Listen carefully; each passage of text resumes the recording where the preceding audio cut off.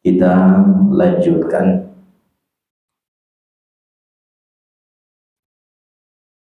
babus sidqi. Ini bab menjelaskan tentang sidik. Sidik itu jujur, jujur. Sudah bab sabar selesai. Ini judul yang keempat.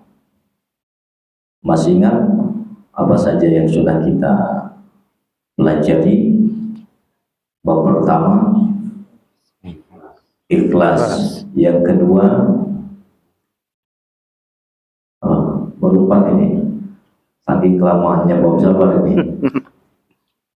Yang kedua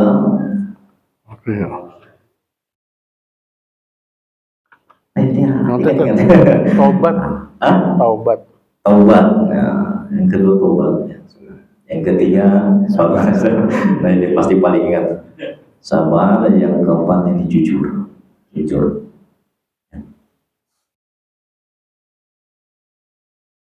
Jujur ini menurut ulama min asasi binaiddin. Jadi jujur itu adalah fondasi bangunan agama.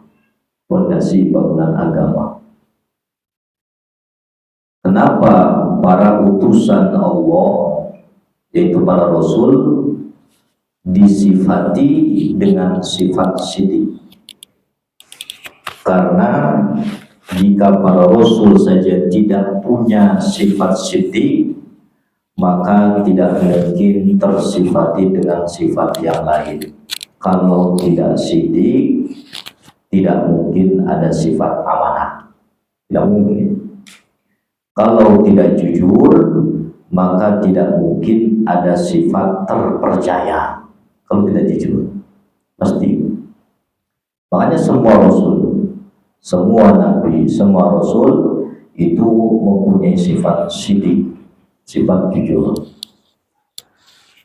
Banyak ayat-ayat Allah, di antaranya Nabi Ibrahim, wadkur fil kitab Ibrahim innahu kana siddiqon nabiyya.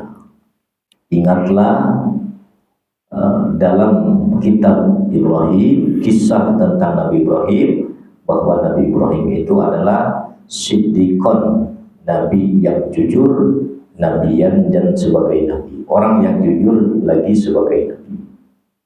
Sama juga wadkur fil kitab Idris innahu siddiqon nabiyya. Sama juga Nabi Ismail, wadkur fil kitab Ismail innahu kana shadiqal wa'di wa kana rasulan nabiyya. Jadi semuanya sidik jujur. Nah, pertanyaannya sebelum kita masuk hadisnya, apa arti jujur itu apa? Apa kira-kira menurut kita? Sebelum menurut ulama, sama enggak arti yang kita pikirkan dengan ulama yang akan disampaikan? Apa jujur? Tidak melakukan kebohongan. Ya. Terus masih banyak. Tidak curang, ya, jujur. Tidak curang, tidak melakukan kebohongan. Itu tidak apa? Jujur itu lebih luas daripada itu. Lebih luas.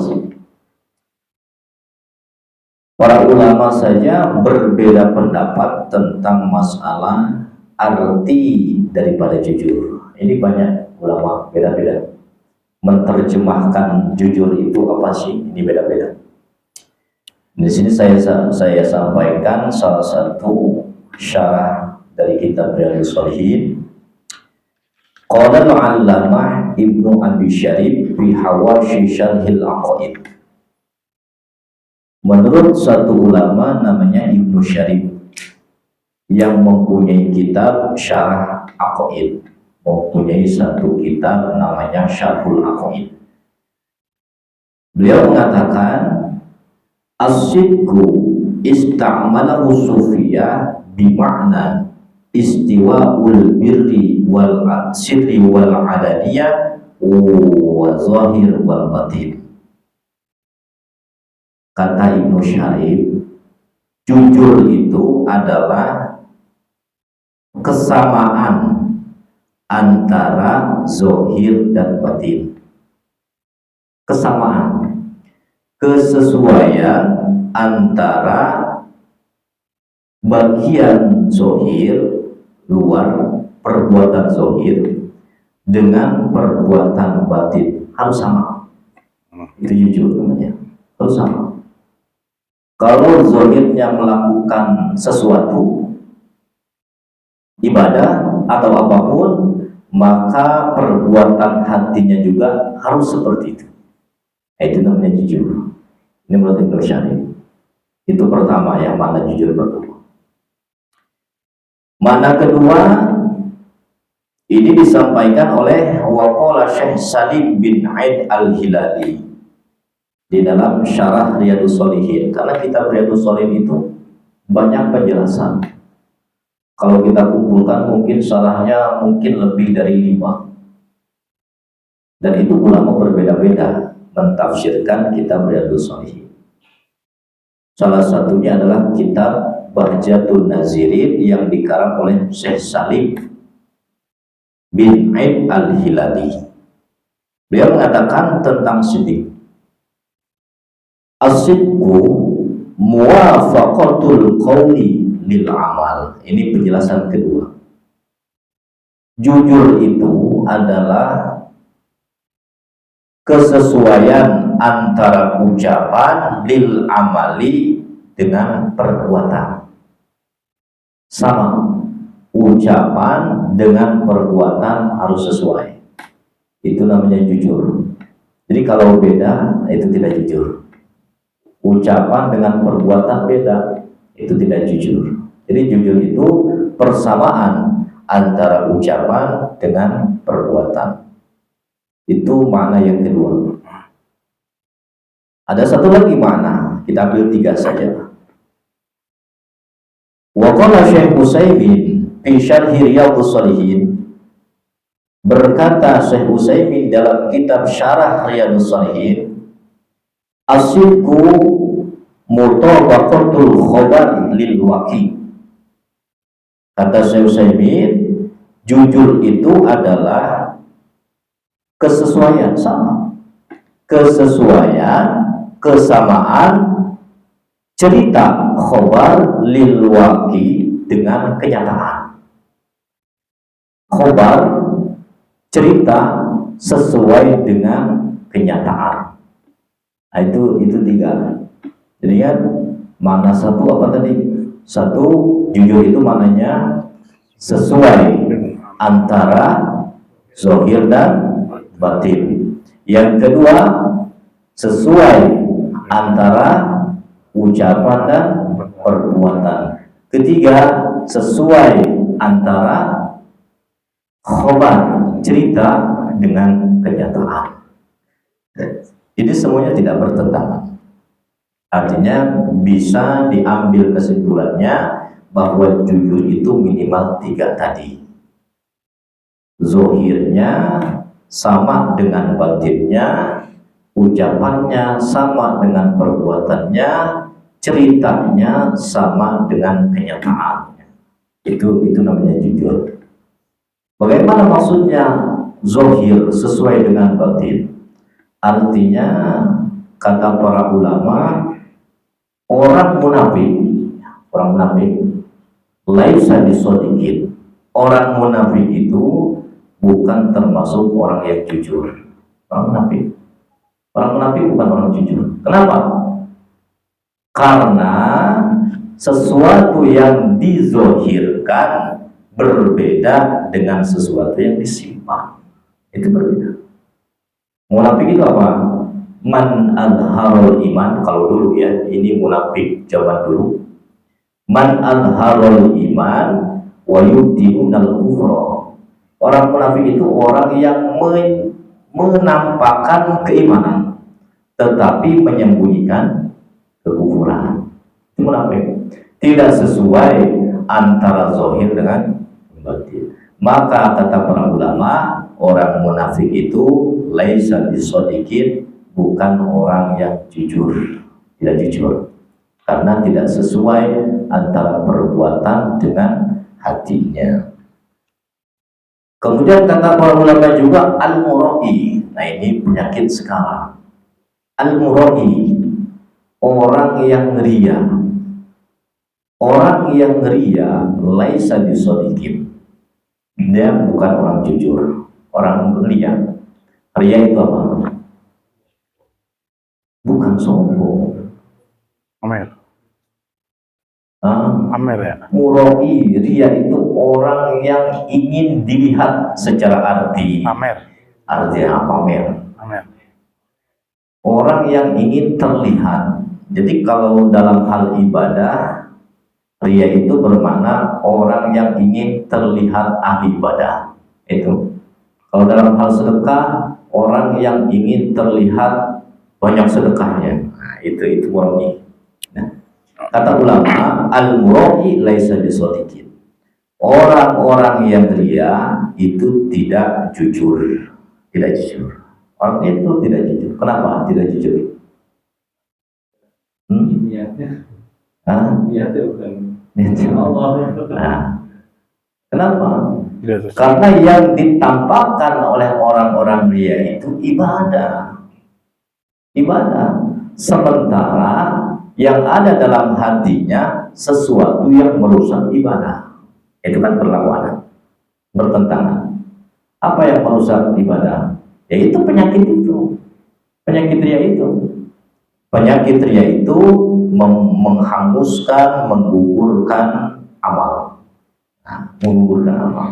Jadi tidak ada nilai. Nah, orang yang ria adalah orang yang tidak jujur. Jadi sebenarnya jujur ini hampir mirip-mirip dengan ikhlas. Hampir sama. Syekh Junaidi, sering pernah mendengar Syekh Junaidi al-Baghdadi. Dan biasanya disebut dengan Syekh Abdul Qadir al-Jilani, Syekh Junaidi al-Baghdadi. Itu ulama-ulama sufi. Pernah ditanya, apa sih bedanya antara ikhlas dengan jujur? Kata Syekh Junaidi, lahu farqan, memang ada bedanya.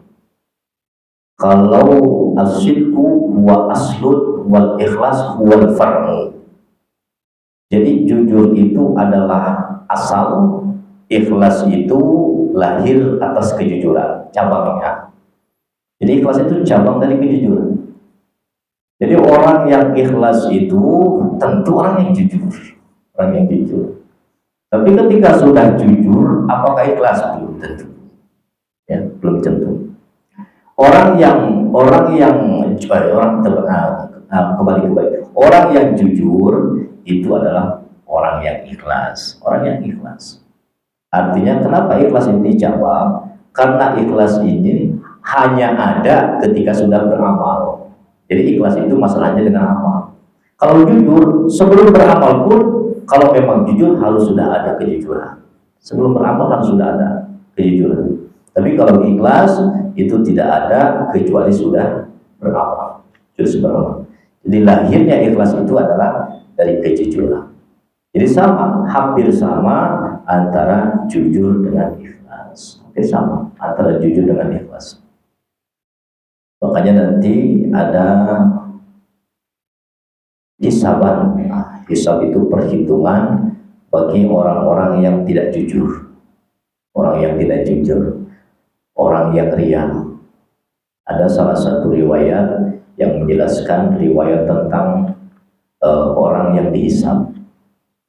Ketika dihisab, orang itu ditanya oleh Allah, ma'amilta fid dunya. Kata Allah atau yang hisab, apa yang pernah kau lakukan dulu di dunia?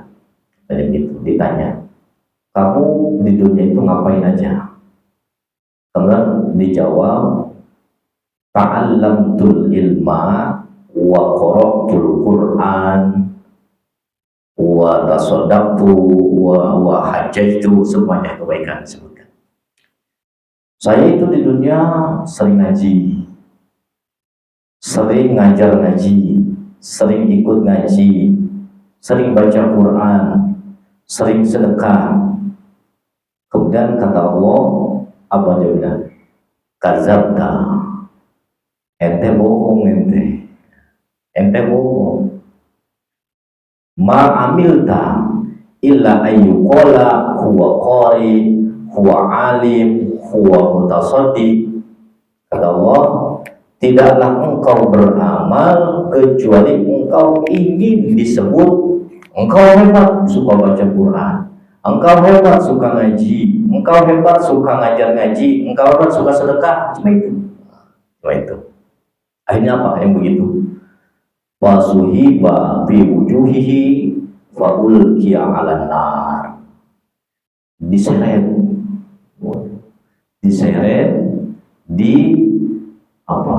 dilempar 'alan nari, ke dalam api neraka. Nauzubillahi min dzalik. Itu balasan orang yang ria, karena amalnya sia-sia. Nah, tadi apa yang ketiga tadi? Nah, itu yang pertama ya tadi. Ria itu apa? Jujur itu adalah sesuai. Zahir dan batin. Yang kedua apa tadi? Jujur itu adalah ucapan yang sesuai dengan perbuatan. Ini penyakit para muallimin, para pengajar. Apa? Perbuatan, ucapan tidak sesuai dengan perbuatan. Biasanya kalau pengajar itu, ayo kita banyak sholat sunnah, ayo, kan gitu. Tapi ternyata tidak melakukan. Ini bahayanya pengajar begitu. Ayo kita banyakin puasa Rajab, sama sekali tidak pernah puasa Rajab. Itu bahayanya. Ini tidak jujur namanya.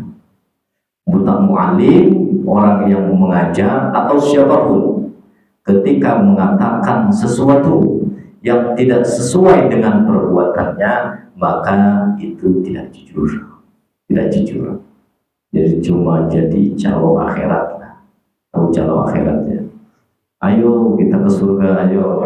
Orang-orang pada masuk, dia pernah keluar. Nah, calo akhirat itu seperti calo angkot begitu tuh. Itu dan kejujuran. Makanya Al-Quran mengatakan apa? Ya ayyuhallazina amanu lima taquluna ma la taf'alun. Kata Allah, wahai orang-orang yang beriman, lima taquluna, kenapa engkau mengatakan sesuatu yang tidak kau lakukan? Kenapa? Ya. Diteruskan oleh Allah, kabur maqtan indallahi an taqulu ma la taf'alun.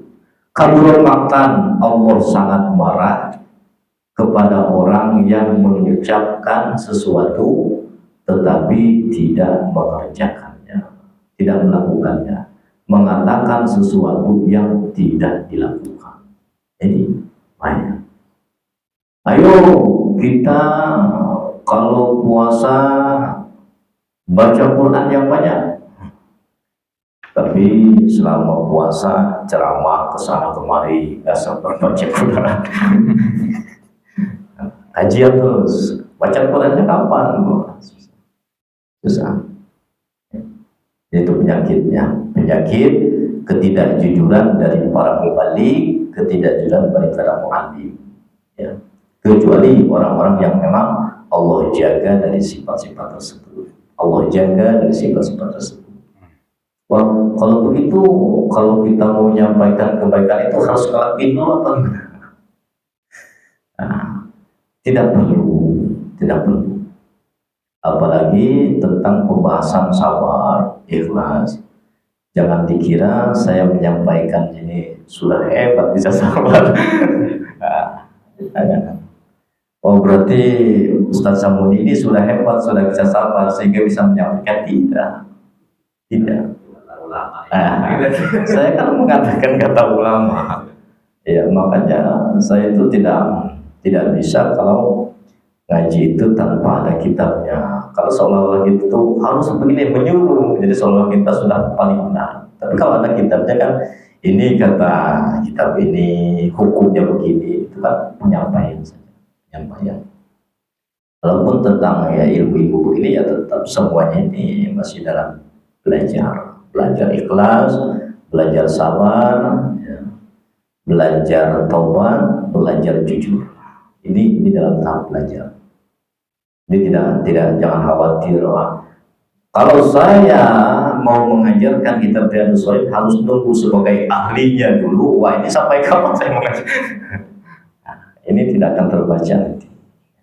Ini sebagai pengetahuan, dan kalau memang sudah kita tahu, ya ada kewajiban kita memang untuk berusaha mengamalkan. Jadi kedua itu adalah kesesuaian antara ucapan dan perbuatannya. Saya kasih contoh yang serem lagi, hampir pada takut nih. Yang serem apa? Balasan orang yang begitu, yang tidak jujur begitu. Ada riwayat hadis, ada juga. Jadi ada kitab-kitab yang memang khusus ancaman-ancaman hadisnya, itu ada. Hadis yang ancaman terhadap orang yang mengatakan sesuatu yang tidak dikerjakan. Salah satu riwayat dari Ibnu Hakim bahwa nanti pada hari kiamat akan ada satu ahli neraka yang ususnya apa? Beredel apa? Terburai. Keluarlah acak-acakan. Nah, keluar. Dan orang itu ditakdirkan di neraka itu muter, berputar seperti orang bingung, berputar. Saking lama muternya itu usus yang beredel itu melilit diri sendiri, sehingga ahli-ahli neraka yang lain itu lihat aneh. Ini ahli neraka jenderal bikanya aneh. Padahal sama di situ juga. Ini aneh. Ahli neraka yang lain itu ternyata kenal dengan orang itu. Kenal.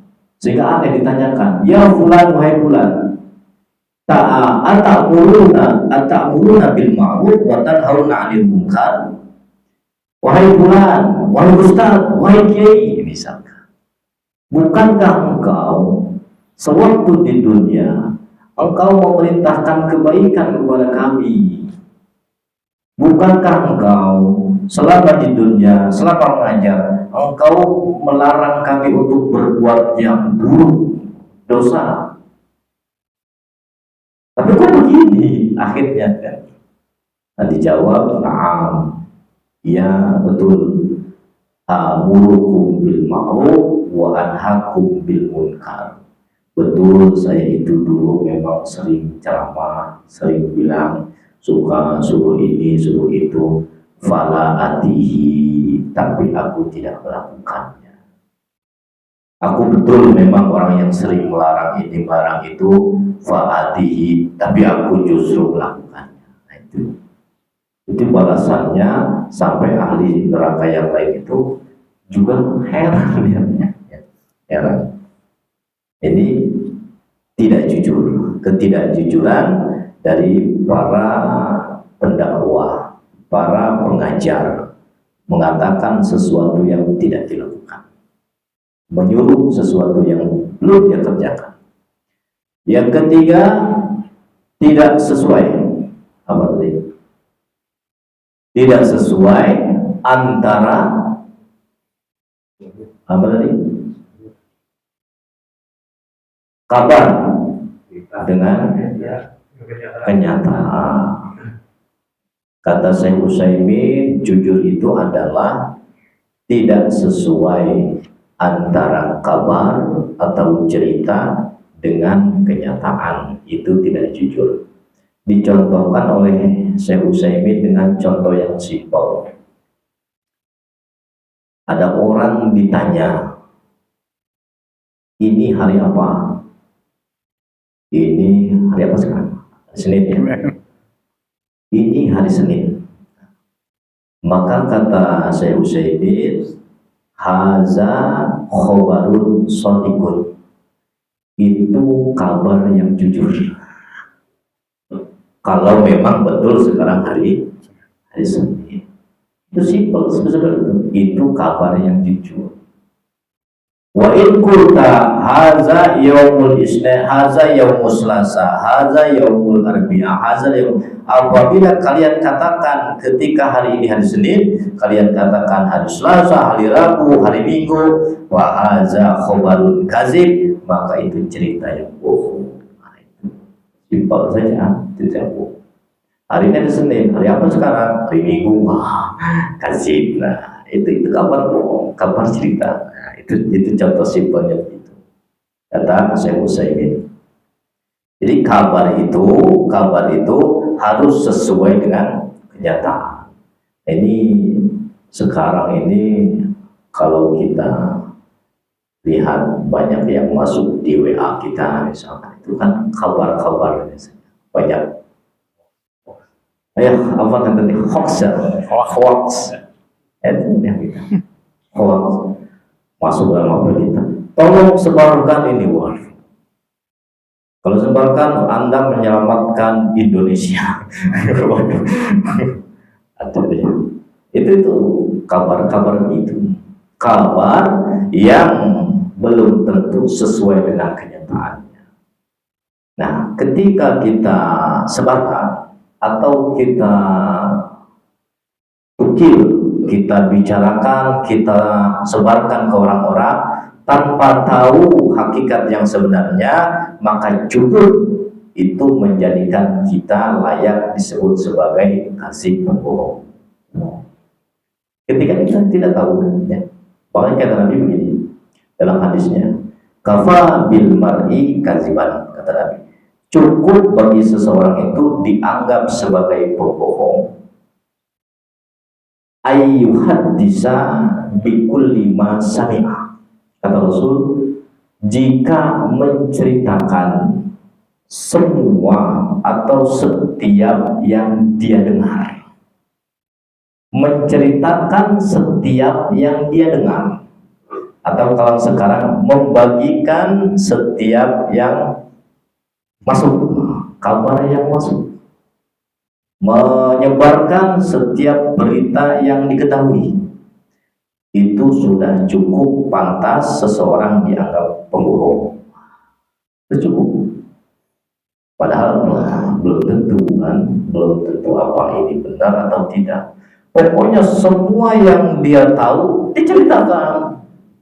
Semua yang kita, apapun yang pernah kita dengar, kita semua ceritakan, kita kabarkan, kita sebarkan, maka itu cukup kita dianggap sebagai pembohong. Itu Nabi cukup. Kenapa? Ya karena itu tadi, kalau namanya kabar-kabar itu kan ada dua, ada sodik, ada kazib pasti. Yang namanya cerita itu pasti ada dua, ada cerita jujur, benar adanya, ada cerita bohong. Nah kalau semua kabar yang diceritakan semua, nah itu pasti yang terbohong terbawa itu. Nah, itu lah pasti. Makanya dipilih-pilih lah, dipilih-pilih. Jangan langsung dapat, langsung gitu. Langsung kabar, dapat kabar ini ya, langsung Nah, nanti kalau ternyata tadi dikatakan hoax, nah, nanti malu sendiri. Wah, yang benar ini, nanti di WA lagi semuanya. Bohong, tadi bohong, merepotkan gitu. Dia harus diperiksa dulu, diperiksa. Atau kalau bisa, ngapain, jangan seperti itu. Jangan. Udah biar saya belum pernah. Kalau ada yang masuk ya dibaca juga kan. Udah pasti begitu. Mau jujur, mau benar atau tidak, itu nggak usah. Ini cukup tahu. Kalau kita kan langsung sehingga kebiasaan yang kita tuh kalau dapat cerita itu biasanya buru-buru pengen ngasih tahu orang, buru-buru. Itu biasanya sifat kita. Jadi kalau kita punya cerita baru atau cerita kabar baru, itu biasanya kita tuh pengen orang pertama yang ngasih tahu, apa pengen begitu. Apa sih? Itu penyakit nyata dalam Islam itu disebut hubul zuhur namanya. Hubul zuhur itu senang terkenal. Hubul syuhroh, bisa dikatakan hubul syuhroh, senang terkenal, senang menjadi orang terkenal. Kenapa? Itu tadi. Jadi kalau buru-buru kan jangan wah hebat ini dapat kabar paling paling update. Nah, itu biasanya kita sering gitu. Saya suka. Makanya kalau mau bagi-bagi gitu udah biarin kalau dia cari dulu, dia cari tahu dulu. Kalau benar ini dan penting untuk disebarkan, maka sebarkan. Tapi nanti meskipun bukan yang pertama, nanti ini mau yang terakhir penting jangan langsung dicari tahu dulu. Meskipun yang terakhir, bahkan kata Nabi ada hadisnya antazkuro apa hadisnya kata Nabi antakuna tabi'an lil khair khairun min antakuna ra'san fi syarr. Itu hadis kata Rasul. Keadaan kamu menjadi pengikut kebaikan itu lebih baik daripada menjadi pemuka keburukan. Ya. Keadaan kamu menjadi pengikut kebaikan lebih baik daripada menjadi pemuka keburukan. Pemuka keburukan. Itu kata Rasul dalam hadisnya. Kalau pengikut kebaikan apa? Artinya di belakang. Terakhir. Pengikut itu kan di belakang. Yang penting nggak apa-apa yang terakhir juga yang kasih tahu. Yang penting beritanya jelas gitu. Daripada menjadi orang yang pertama tapi dalam keburukan. Jadi orang yang pertama tetapi dalam kejelekan dan keburukan. Itu lebih. Itu makna-makna jujur yang disampaikan oleh ulama. Masih banyak arti-arti yang lain, tetapi yang inti itu 3 tadi. Jujur itu adalah sesuai antara zohir dan batin, sesuai antara ucapan dan perbuatan, sesuai antara kabar dan kenyataan. Jujur. Nah, sebelum masuk pada hadisnya, Imam Nawawi di sini membawa ayat-ayat Quran. Di situ ada ayatnya. Ada. Ayat-ayat Allah, ayat-ayat Quran. Di sini ada 3 ayat yang disampaikan oleh Imam Nawawi. Yaitu pertama ayat Taubah. At-Taubah 119. Ayat kedua Al-Ahzab ayat 35. Yang ketiga surat Muhammad ayat 21 ya. Surat Muhammad ayat 21. Jadi memang cara Imam Nawawi menghadirkan hadis ini selalu dibuka dengan ayat-ayat Quran. Ayat yang pertama, Bismillahirrahmanirrahim. Qala Allah Ta'ala, ya ayyuhalladzina amanu taqullaha wa kunu ma'as shadiqin. Ini At-Taubah ayat 119 yang artinya ya ayyuhalladzina amanu, wahai orang-orang yang beriman, ittaqullaha, takwalah kepada Allah, wa kunu, dan jadilah ma'as shadiqin, bersama orang-orang yang jujur. Ma'as shadiqin, bersama orang-orang yang jujur. Dan di sini ada ayat panggilan.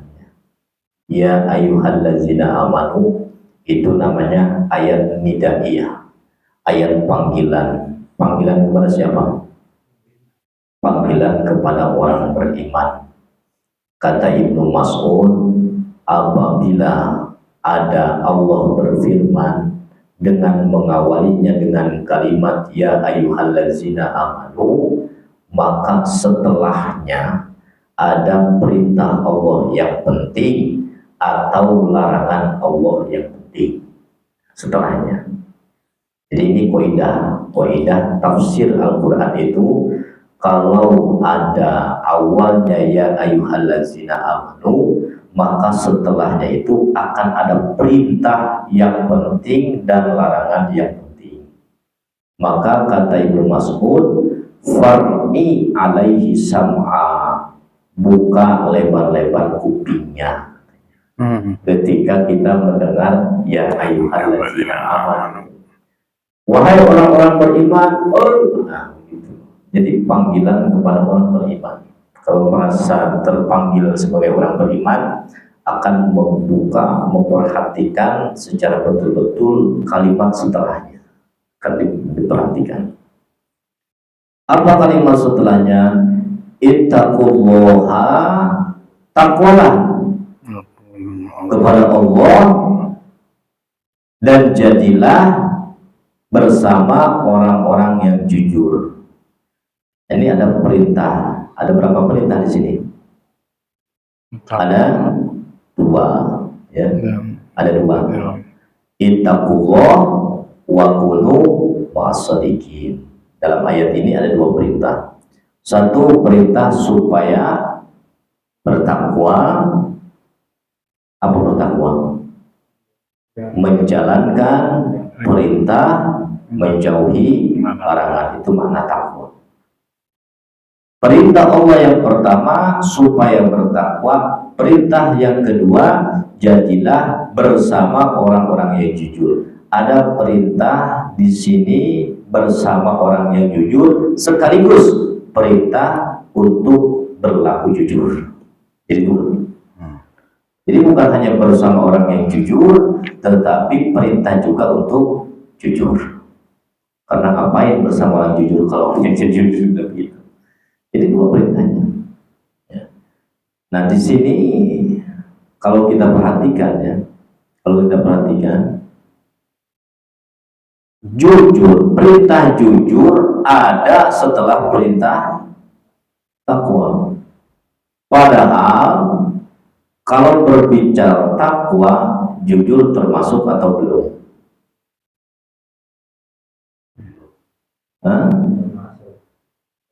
Takwa kalian, ikutilah aturan Allah, laksanakan perintah, jauhi larangan. Itu jujur sudah masuk belum di situ? Sudah. Jujur itu perintah, larangan atau apa? Jujur itu perintah Allah. Takwa itu Allah memerintahkan supaya menjalankan perintah termasuk jujur. Jadi di awal saja sudah ada perintah jujur sebetulnya. Dari kata ittaqullah itu sudah ada perintah jujur. Tetapi diulang lagi perintah jujur, dikhususkan di kalimat yang kedua, dikhususkan. Takwalah kepada Allah dan bersama orang jujur, dan jadilah orang-orang yang jujur. Itu yang kedua. Berarti ini dalam kaidah ilmu tafsir ini harus dipahami. Jika ada kalimat khusus disebutkan setelah kalimat umum, maka kalimat khusus itu mempunyai keistimewaan. Ini jika kalimat khusus disebut setelah kalimat yang umum. Yang umum apa? Takwa, karena mencakup ikhlas, mencakup sabar, mencakup jujur. Tetapi ternyata disebutkan lagi jujur. Nah, secara khusus, maka penyebutan secara khusus ini memberikan faidah keistimewaan yang khas itu. Ini kaidah dalam ilmu tafsir. Nah, dalam fikih kita kemarin bahas tentang sholat subuh.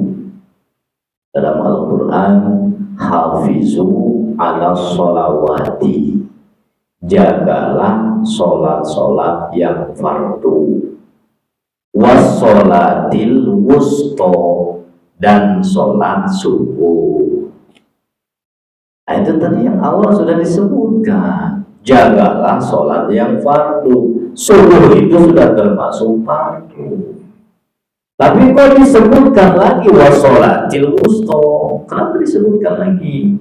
Ya itu tadi, disebutkan secara khusus, mengandung makna yang khusus itu mempunyai keistimewaan yang lebih. Makanya sholat subuh itu lebih istimewa dibanding sholat yang lain. Jadi artinya begini, jagalah sholat yang fardu, itu menggunakan kata wa itu artinya dan, tetapi di sini bukan dan, artinya adalah apalagi sholat subuh. Jagalah sholat 5 waktu, terutama subuh. Itu terutama subuh.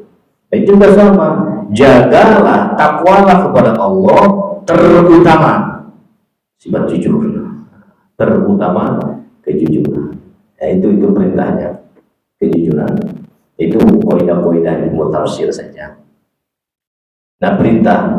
Nah, maka di sini karena ayat Quran secara makna ini tafsiran dari para ulama, fihi yatlubullahu ta'ala ala ibadihil mu'minin ayyasduku.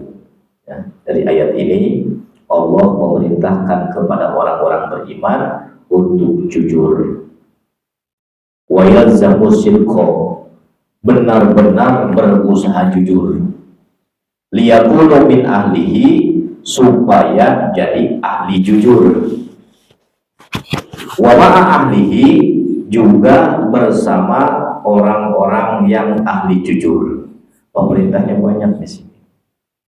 Jadilah orang yang jujur, terus-menerus berusaha jujur, kemudian berkawanlah dengan orang yang jujur, maka Allah akan menjadikan Anda sebagai orang yang jujur.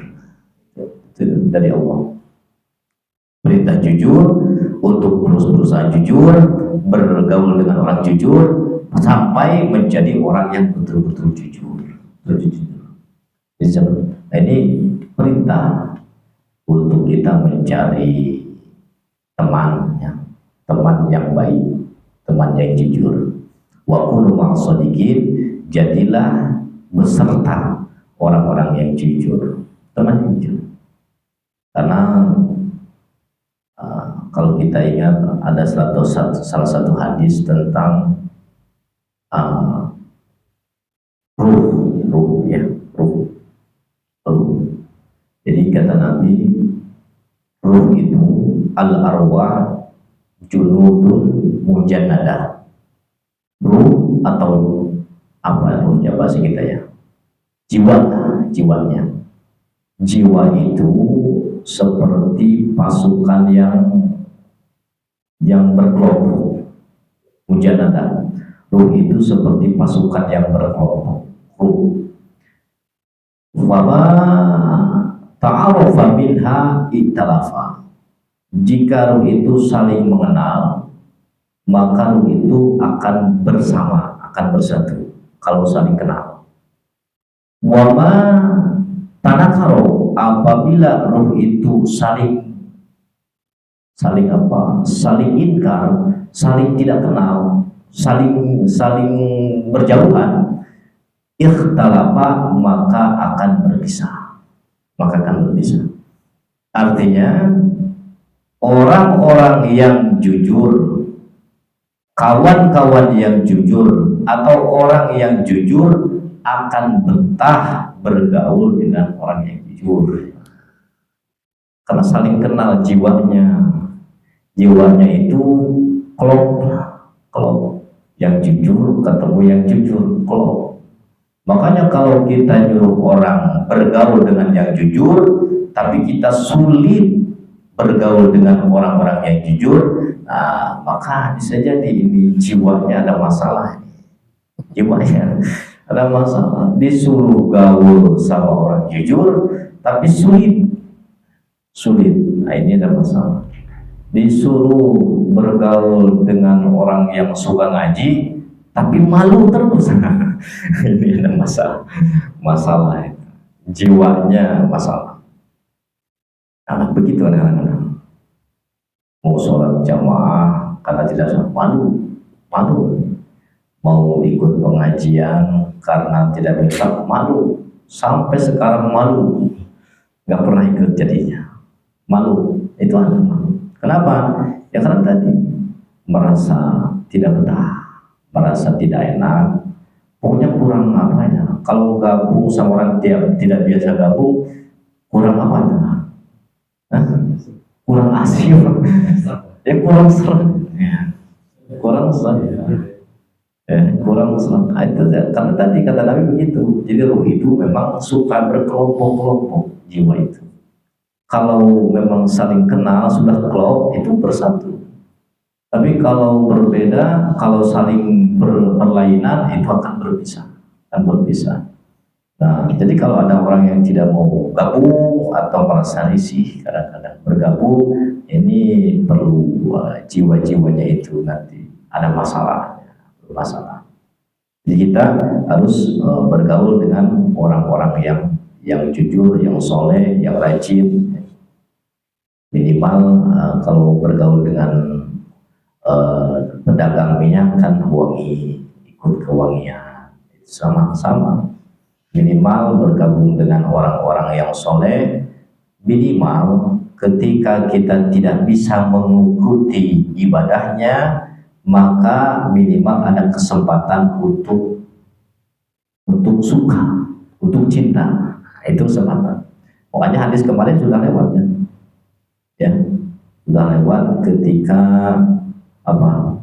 ada seorang badui yang datang kepada Rasul. Ya Rasul, kalau saya mencintai seseorang sementara saya tidak mampu untuk melakukan apa yang dia lakukan, apakah saya bisa bersama nanti di surga dengan dia? Itu kan sudah lewat.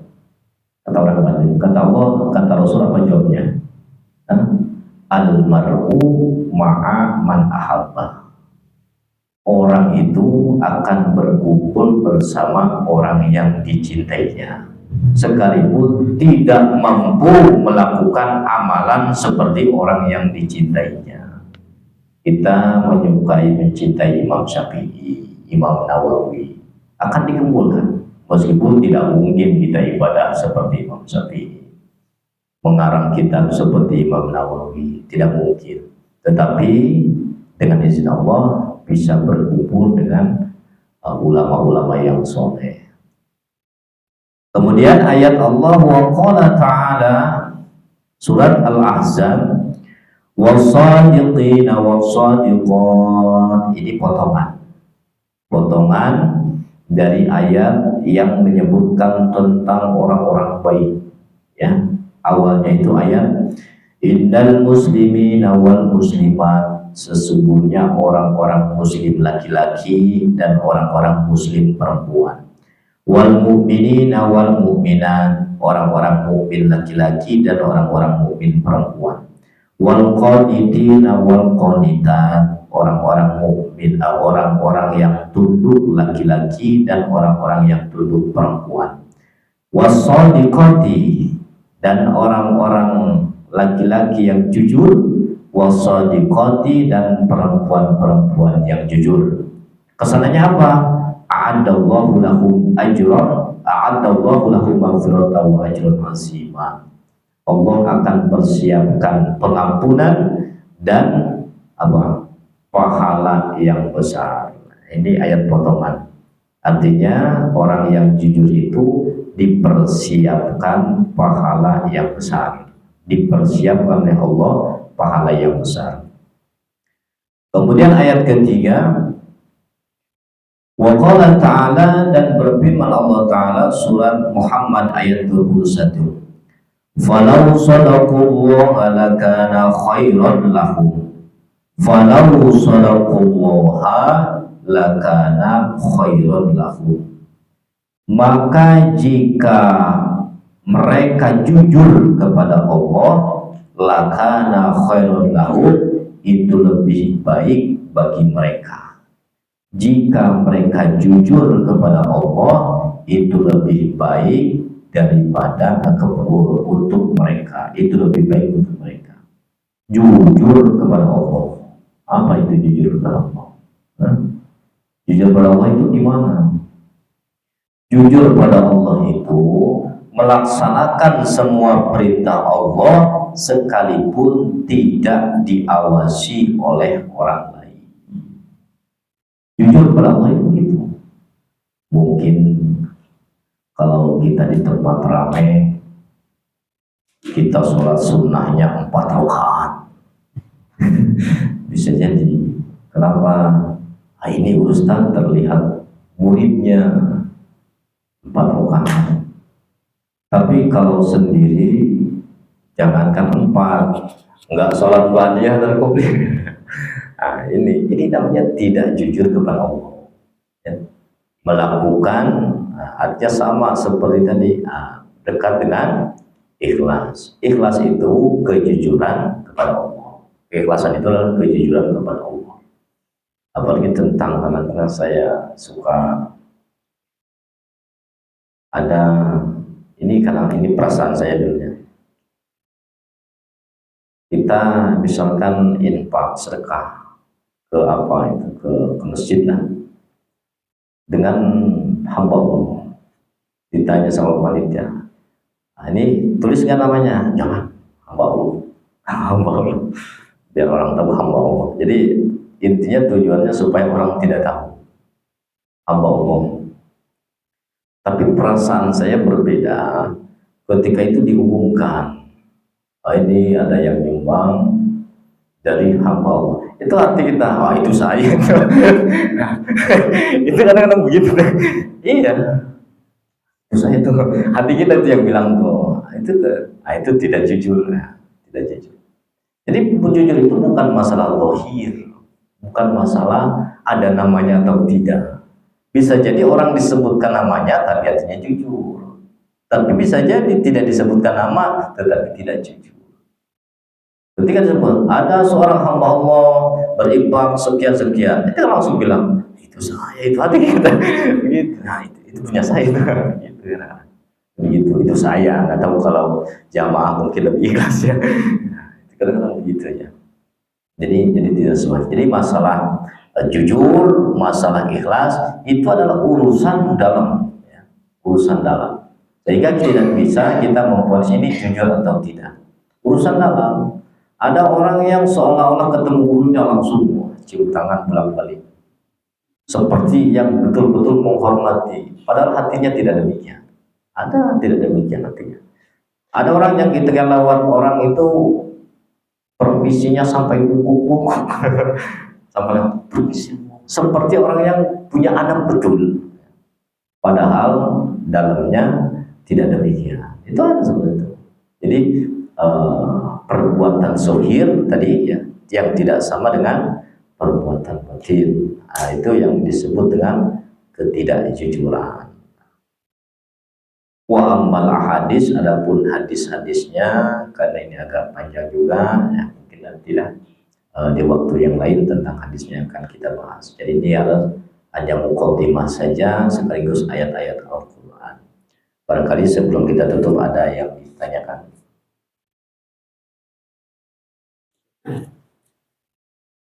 Jujur gak ada nih.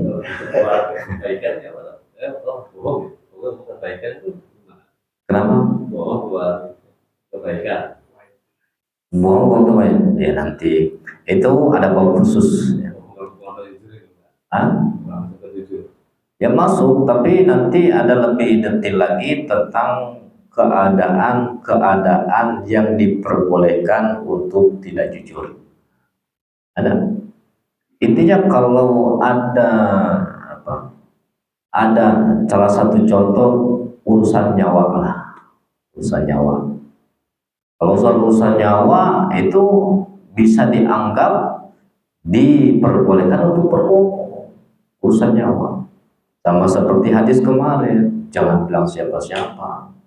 Kalau kamu ke tukang sihir, kamu telat, jangan bilang saja orang tuamu itu menahanmu.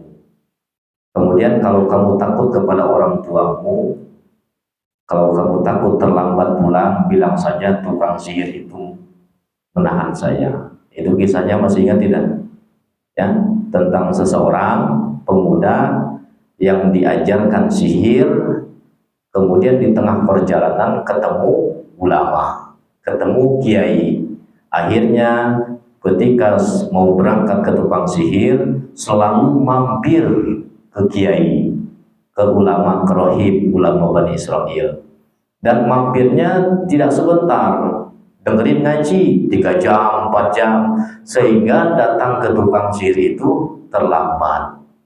Dan ketika pulang ke rumah, mampir lagi, ikut ngaji lagi, terlambat lagi. Ketika pulang ke rumah, terlambat, dimarahi. Maka dikasih saran oleh ulama tadi, oleh kiai, kalau kamu takut diomelin tukang sihir karena terlambat, bilang saja di rumah banyak urusan. Kalau kamu di rumah takut terlambat diomelin, bilang saja tukang sihir belajarnya lama, begitu. Jadi dia tidak mau dilibatkan. Kenapa? Karena urusan nyawa. Karena tukang sihir itu adalah ajudannya raja yang paling zalim menurut satu riwayat Fir'aun. Punya tukang sihir. Kalau sampai ketahuan mampir di situ, habis sudah nyawanya. Nah, itu kan mengajarkan berbohong. Syuhirnya begitu, tapi itu dibolehkan. Nanti ada keadaan-keadaan yang seseorang boleh untuk tidak jujur. Nanti ada khusus sebabnya. Ada lagi? Karena kasihan tak? Kenapa? Sebetulnya gini, kalau udah kasihan sama orang itu ya, kasihan lah gitu ya. Kalah itu. Udah 1.000, kita ngomong, oh ya harganya 500. Kayak gitu baru kayak jujur kan ya? Iya. Ya. Jadi sebenarnya tentang ketidakjujuran itu ada pertimbangan. Jadi kalau jujur itu ada madarat tidak? Berbohong itu ada mafsadat tidak? Ada kerugian tidak? Berbohong itu ada kerugian, jujur juga ada kerugian. Nah, timbangannya mana? Yang paling besar kerugiannya mana? Apakah jujur atau bohong? Yang paling besar kerugiannya itu jujur, berarti boleh berbohong. Jadi ada mafsadat. Jadi diukur ada kerugian, ada bahaya. Mana bahaya yang lebih besar dari berbohong atau jujur? Ini kalau jujur lebih bahaya lagi nih, boleh berbohong. Meskipun bohong pasti ada madaratnya, gitu. Karena bohong itu kan ada kerugiannya, ada kerusakannya. Tetapi kerusakannya masih ditoleransi karena menghadapi kerusakan yang lebih besar jika jujur tadi. Nah, itu diperbolehkan. Timbangan itu kan ada. Ya, makanya timbangan ilmu. Bukan timbal perasaan. Ya, makanya nanti ada secara khusus waktu-waktu yang dibolehkan. Ada pertimbangan amal nanti. Timbangannya itu yang kita tidak tahu ukurannya. Ya, mau sadar. Pokoknya kalau udah urusan nyawa itu udah paling besar. Kenapa? Karena tujuan agama itu adalah pertama hifzuddin, hifzu menjaga agama, wa hifzun nafas menjaga diri. Nah, itu tujuan besar agama, menjaga diri, menjaga nyawa. Jadi jangan sampai ada jadi tidak ada maafnya kalau urusan nyawa. Itu dalam agama. Kecuali yang dihalalkan darahnya ada. Tutup doa ya. Ya Allahumma salli ala fil awwalin wal akhirin wa barik wa sallim wa taqwa wa taqwa sahabati rasulillah ajma'in. Amin ya Allah ya Allah min hamdi wa ni'maka bi wasilah. Ya Rabbana lakal hamdu kama yanbaghi wa ikal karim wa min sultanik. Allahumma salli ala sayyidina Muhammad. Allahumma nas'aluka ilman nafi'an wa amalan mutaqabbala wa rizqan wasi'an halalan tayyiban mubarakan wa zidna 'ilman nafi'an. Allahumma zidna ilman nafi'an wa zidna Allahumma rzuqna fahman nabiyyin wa hifzal mursalin wa ilhamal malaikatil muqarrabin. Allahumma anfa'na bima 'allamtana wa 'allimna ma ينفعنا سبحانك لا علم لنا إلا ما علمتنا إنك أنت العليم الحكيم سبحانك لا فهم لنا إلا ما فهمتنا إنك أنت الجواد الكريم اللهم لا سهل إلا ما جعلته سهلا وأنت تجعل لنا شئت سهلا برحمتك يا أرحم الراحمين اللهم بارك لنا نورا وشعبا وبارك لنا وبارك المنصر وبارك لنا بالخير ربنا تقبل منا إنك أنت السميع العليم وتب علينا إنك أنت التواب الرحيم ربنا آتنا في الدنيا حسنة وفي الآخرة حسنة وقنا عذاب النار صل وسلم على جميع الأنبياء والمرسلين والحمد لله رب العالمين السلام عليكم ورحمة الله وبركاته.